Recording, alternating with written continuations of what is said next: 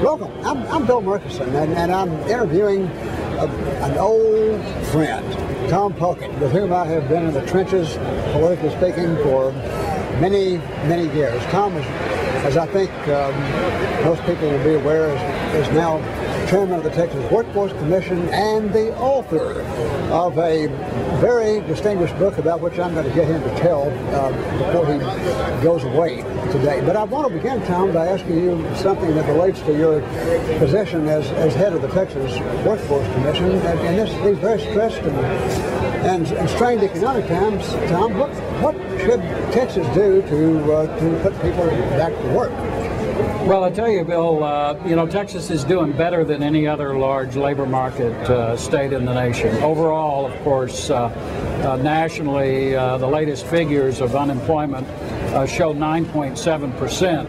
Now, the federal government claimed that there were over 400,000 new jobs for the month of May, but the reality is 95% of those jobs were temporary government census jobs, so those aren't real jobs. And that's one of the problems that I see that's been building over a period of time, is we're not growing the private sector at the national level. Now, while it's 9.7% nationally, here in Texas it's 8.3%, and that's lower than any other large labor market state.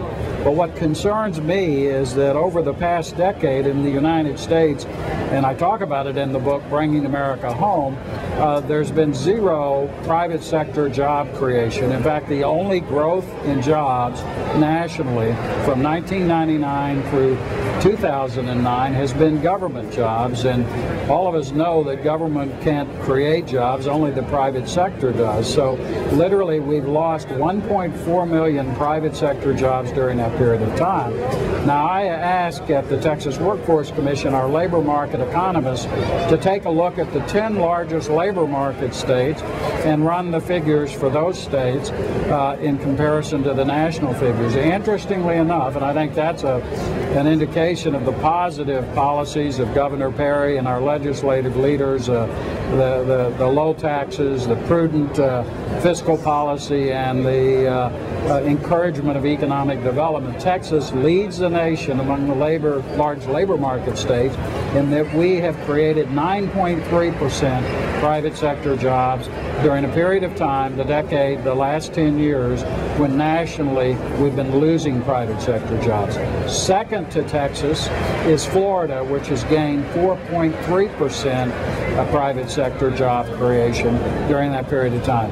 Every other large labor market state in the United States literally has lost private sector jobs, and you wouldn't want to live in Michigan, Bill. They've lost nearly 20% of their private sector jobs over the last decade.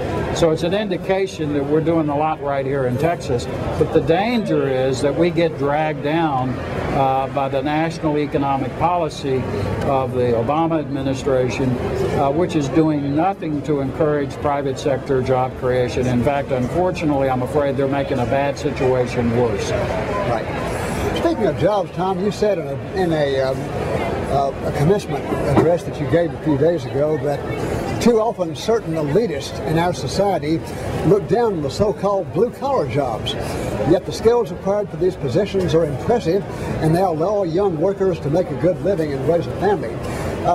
So your position is that people ought nowadays to take a closer look at these jobs that the elitists denigrate and look down their noses. Well, we fell into this false trap of pushing every young person into going to a four-year university, and even the Bush administration, No Child Left Behind, that began to mean everybody had to go to a four-year institution of higher education, and we began to ignore, if you will, the importance of skills training, the importance of the blue-collar job jobs. There were some people out there, these gurus, who said, well, we're going to be a knowledge industry and we don't have to worry about those blue-collar jobs anymore. But let me tell you, those are the ones that demand even in difficult economic times. And so my point has been there is this kind of elitist notion nationally that really only those who go to a four-year institution, they're at the top,